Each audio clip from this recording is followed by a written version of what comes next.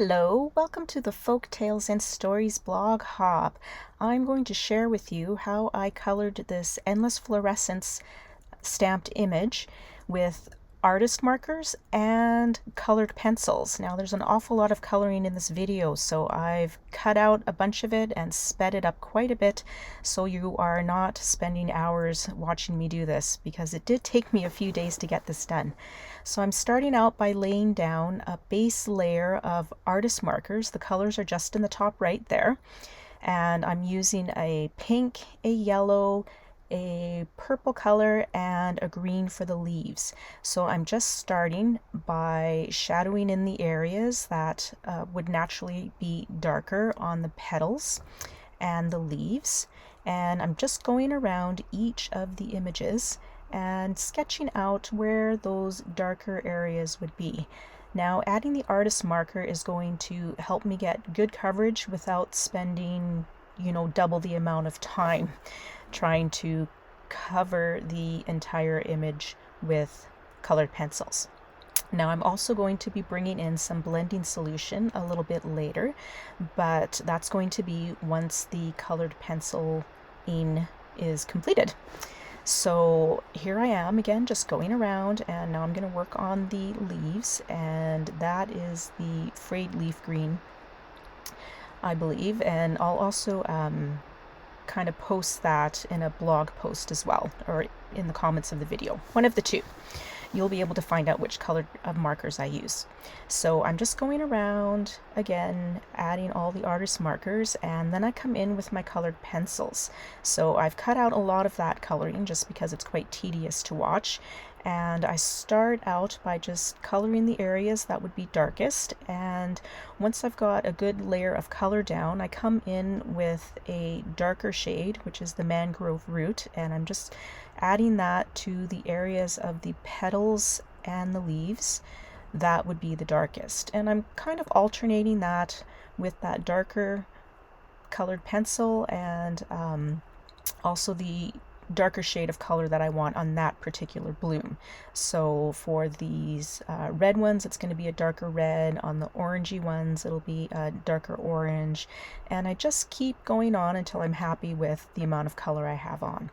Now I'm taking a blending stump and I'm adding in the blending solution. It's a Spectrum Noir blending solution, and you can see I start at the base of the petals, and you can see how that just pulls the color out towards the edges of the leaves. So I can still keep the edges of the petals, pardon me, not leaves, fairly light, which is how they would appear naturally, just by pulling that color out to the edge. So I don't have to color all the way to the edge. So the blending solution works really well. It moves the colors so nicely. And now I'm going to go in with my greens and work on the leaves and the stems. Now you can see my colored pencils on the left there. One of those little guys rolled off my table, so he is broken, unfortunately. But the blending stumps that I purchased off Amazon, it was a kit, a drawing kit, and it came with a pencil extender. So that is going to make that pencil crayon still useful to me, so not a big deal. You'll just want to be careful if you have these woodless coloring pencils. Again, if they fall on the floor, they will break unless you've got a carpeted floor in your craft room, which I do not have. But I'm just going to continue to work around here on the leaves and the stems all the way around that image. And once I've got the amount of colored pencil I want to have on there, then I'll come in and just with a blending solution and a blending stump and just blend that out. So you can see here now I've finished all the leaves, and now I'm just coming in with that blending stump and just pulling that color out and just blending it all together. It moves really pretty. It's hard to see on camera, but if you have a chance to try this yourself using blending solution and colored pencils, you'll see it. It's definitely much more noticeable in real life. So that's all colored, and now I'm going to take the coordinating die and die cut this entire image. We're actually going to create a 5x7 card with this image. So you can see I've trimmed a A2 card front. It's actually a card front I created with foil and the Stacked Diamonds cover die, and I'll do another video showing you how I did that. It's a bit too complicated to explain and have you understand how I got the foiled areas using that die. But so that's an A2 size, and we're going to layer that over a 5x7 card base. So I fussy cut the image, and then I'm just kind of planning out how I want to arrange it on that card front. But before I add it to the card front, I've added a little bit of Caribbean Sky ink in the center of that foiled A2 piece, and now you can see I've layered it over cardstock and then over the 5x7 card base. So I'm adding that back layer with liquid glue because that's going to sit flat, and just kind of planning out where that front piece that I'm going to pop up with instant dimension foam tape is going to go. So this foam tape is great. It cuts really easily, and the backing pieces come off, so I'm just cutting the pieces to size to fit on that card front, and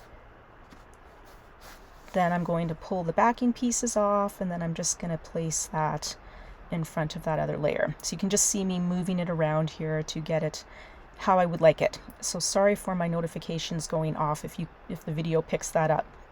So now I'm going to add the sentiment, and at first I decided I was going to stamp it directly on that flower. So I am adding that. I'm stamping it in actually antique gold ink, and then I'm going to heat emboss it with crystal clear ink. But I didn't really like how this turned out, so you'll see how I fix this moving forward. So I'm going through the embossing process with that and adding the crystal clear embossing powder and then heat setting it, but you can see that it's a little bit tough to read. So what I decided is that I was going to layer over that area with vellum. So I'm using Obsidian Pigment Ink, so I'm stamping that on vellum, and then I'm going to coat that in crystal clear embossing powder and heat set that.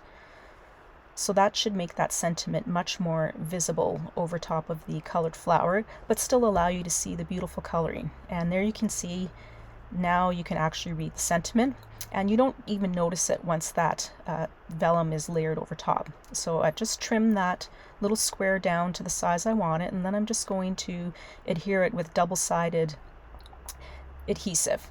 So that way you can still see the clearness of the vellum without seeing any glue lines. So now you can see I'm just laying it over top of the previous sentiment, so it almost looks like a little shadow in real life.